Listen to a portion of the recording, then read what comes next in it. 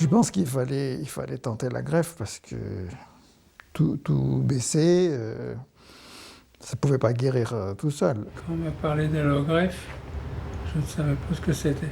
Par rapport aux autres traitements actuellement disponibles, l'allogreffe de moelle osseuse, c'est le traitement qui permet de limiter au maximum le risque de rechute chez les patients atteints de myélodysplasie. Elle va permettre de faire disparaître cette maladie de la moelle osseuse, puisque la moelle osseuse va être remplacée par une moelle osseuse saine d'un donneur sain.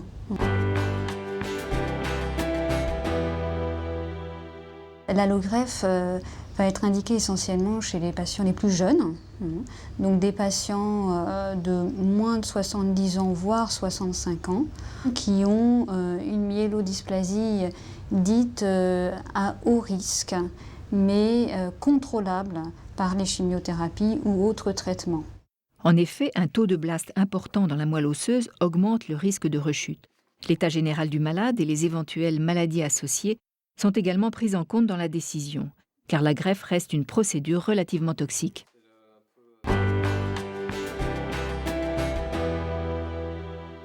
À partir du moment où il y a une indication de greffe, on va rechercher un donneur d'abord dans la famille, dans les frères et sœurs, qui peuvent être compatibles. Il y a 25% de probabilité qu'ils soient compatibles avec le malade. Et s'il n'existe pas de donneur dans la famille, à ce moment-là, on va rechercher sur des fichiers internationaux.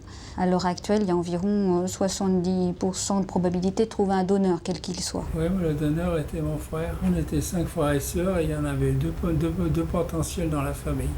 La greffe est toujours précédée donc d'une chimiothérapie, dite conditionnement, et c'est la raison pour laquelle le patient va rentrer dans l'unité environ 8 jours avant sa greffe. Une fois qu'ils ont trouvé le donneur, je suis rentré à l'hôpital, ils ont commencé la chimio. Selon l'âge du patient, la chimiothérapie sera plus ou moins intense.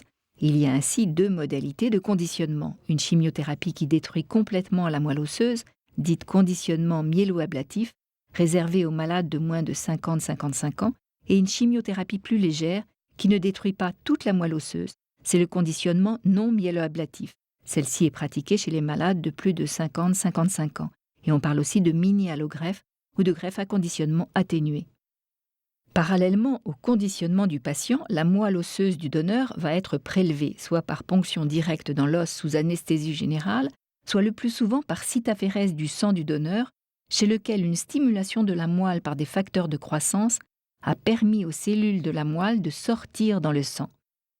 Après le conditionnement, le malade va rester en chambre stérile et le greffon lui est alors perfusé par voie intraveineuse pour qu'il aille prendre la place de la moelle détruite par le conditionnement. L'infirmière est restée pendant le greffon, pendant la transfusion, mais ça dure une demi-heure, 3/4 d'heure, je ne sais plus. Maintenant, c'est comme une poche de sang, comme une transfusion sanguine, quoi. C'est tout. Ils vous mettent dans le cathéter et vous ne sentez rien du tout. Après cette greffe, il faut laisser le temps à la nouvelle moelle de s'installer et de refabriquer les cellules du sang. Cette période, dite d'aplasie, pendant laquelle le risque d'infection est majeur, est de 2 à 3 semaines dans la greffe avec conditionnement myéloablatif et de quelques jours en cas de greffe avec conditionnement non myéloablatif. De toute façon, dans les 2 cas, le système immunitaire du patient va disparaître pour être remplacé par celui du donneur. Et dans les 2 cas, il y a un risque infectieux qui est important. Et le système immunitaire va devoir en quelque sorte se réhabituer à se défendre contre les infections. Pendant ce mois en chambre stérile, j'ai eu la chance de pouvoir me connecter sur Internet. Donc ça m'a pas mal occupé. J'ai commencé mon site. J'arrêtais pas de faire du vélo. Je faisais des fois une séance jusqu'à 1 heure de vélo d'un coup. Donc ça s'est passé relativement vite et bien, quoi, on va dire. Faut s'occuper. Avec des jeux, des mots croisés, ou regarder la télévision. Comme on dit, on est des patients. Donc il faut avoir de la patience. En général, on va réaliser un myélogramme. c'est-à-dire un examen de la moelle osseuse vers le 3e ou le 4e mois qui suit la greffe pour vérifier qu'effectivement cette maladie a bien disparu. Et on peut également vérifier quelle est la proportion de cellules du donneur et du receveur. Normalement, elle doit approcher les 100% vers le 3e mois de la greffe. J'ai un grand espoir que le chimérisme et donneur soient bien remontés. Mais des fois, j'ai peur que ce soit mon ancienne moelle qui ait pris le dessus. Donc pour l'instant, je ne sais pas.